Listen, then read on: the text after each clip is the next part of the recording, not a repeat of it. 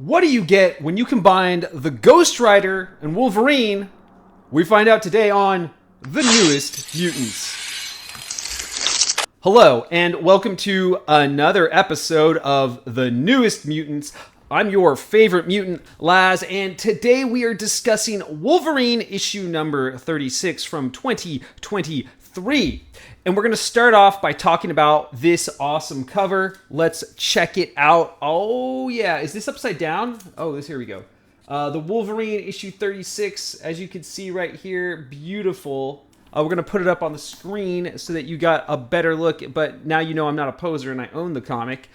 This beautiful piece of art was done by Ryan Stegman, J.P. Meyer, and Marta Gracia. I hope I'm saying that right.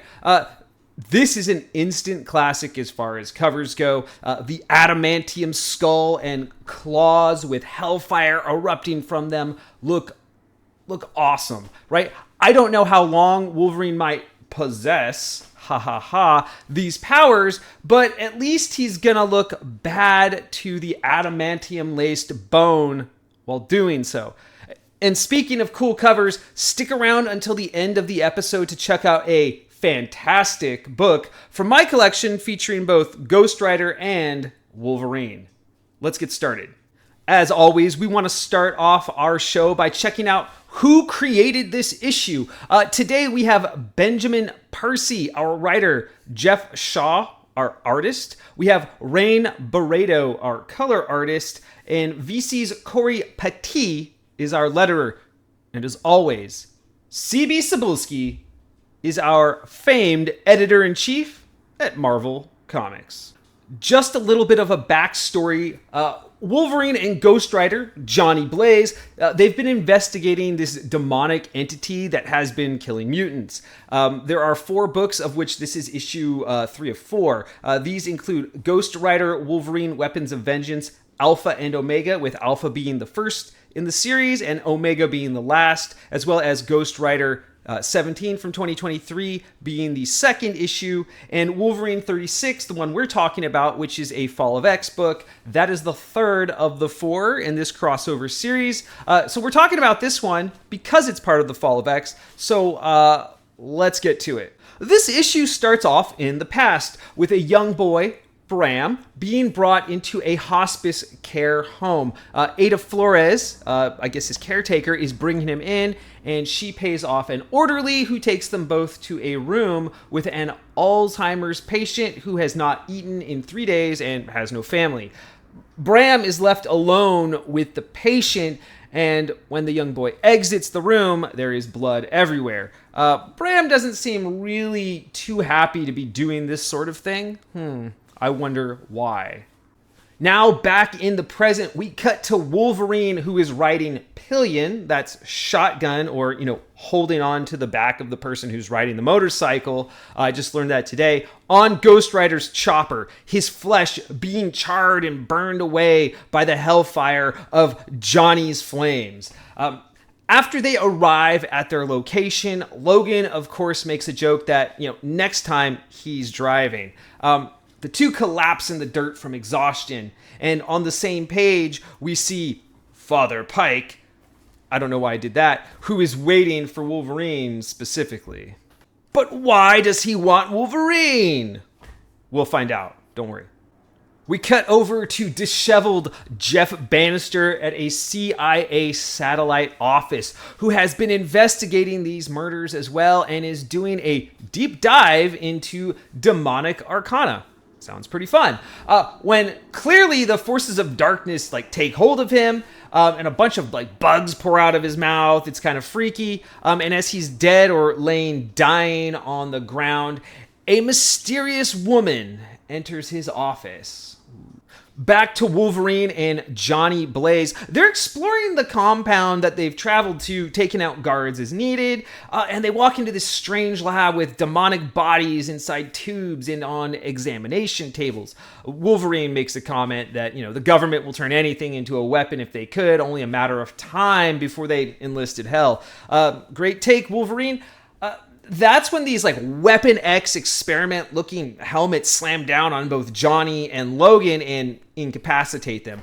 Poor Wolverine is like, not again, right? And then Father Pike rolls in and is like, hey, let's get Wolverine prepared for possession. We cut back to the CIA satellite office with Jeff Bannister. He's not dead. He was actually saved by the mysterious woman, Talia Warroad. She's disabled the computers and says, hey, we're going to solve things the old-fashioned way.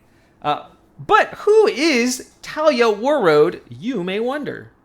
Debuting in Ghost Rider #1, Volume 10 from 2022, Talia is a former S.H.I.E.L.D. and FBI agent. She was assigned to a paranormal division by the FBI.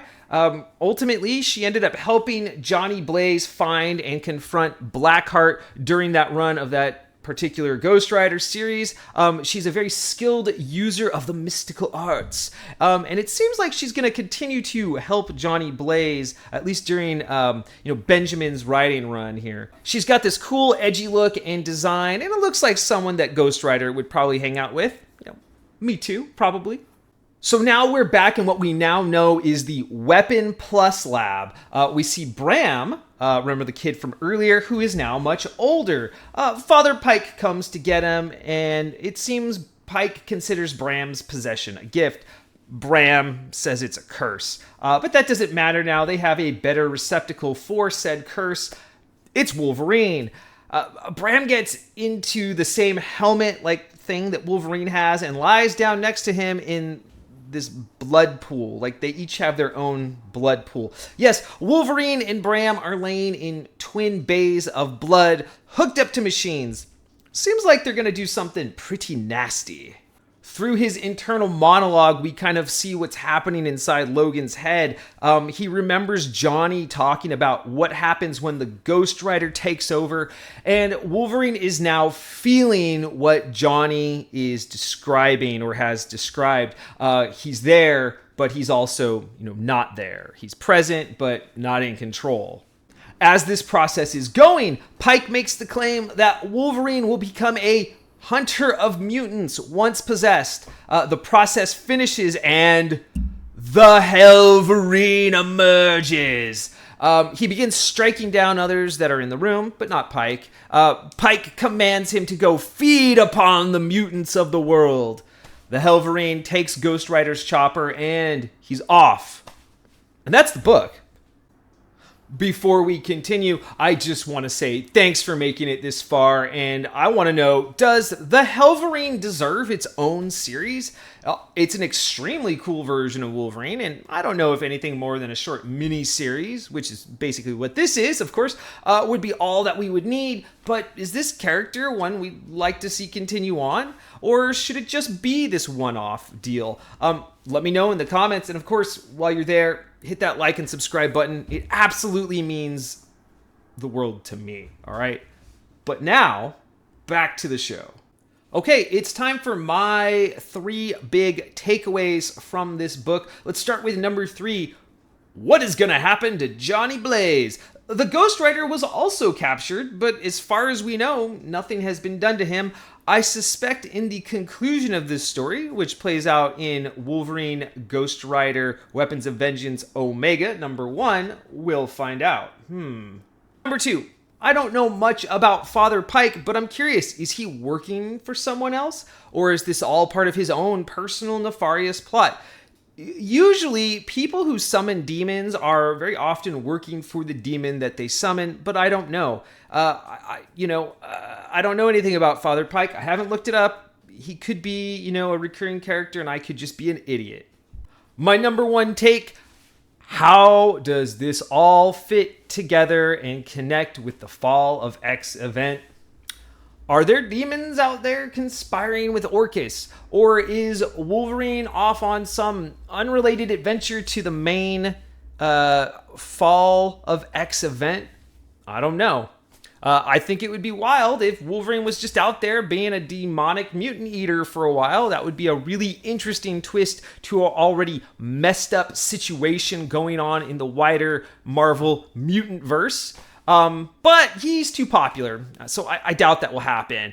Still, I'm hoping that this connects to the larger Fall of X storyline in some way. It would be cool to see the HELLVERINE, like show up and kick some booty. So this is a pretty short book, and it is part of a multi-series crossover. We got the first appearance of the HELLVERINE, which was pretty awesome. But really, there are way more questions than answers in this book. I can't say that I'm inclined to continue to follow the Ghost Rider run after this, but I am a little curious how this is going to pay off for both Logan and Johnny Blaze. With that, let us check out my 3 favorite panels from the book. My third favorite panel in this book is this small frame of Wolverine choosing the way of pain. He's sitting on the back of Ghost Rider's chopper, his face being charred and his skin melting as the hellfire from the skull of the Ghost Rider burns him. Just an awesome visual. Check it out right here. Beautiful, awesome picture. Look at that. My second favorite panel in this book is right here, and it is the HELLVERINE riding Ghost Rider's chopper. The flames are drawn really sick. I love the skull and the helmet. This is really cool artwork. Check it out. Enjoy it, please. Please, it's good. Really, I like it.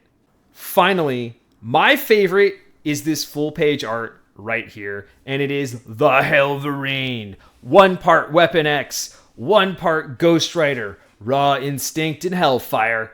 It is an incredible evolution for Wolverine. It's extremely cool artwork, and I'm really interested to see how this series ends. So please enjoy the art. It is awesome. Look at that. Yeah.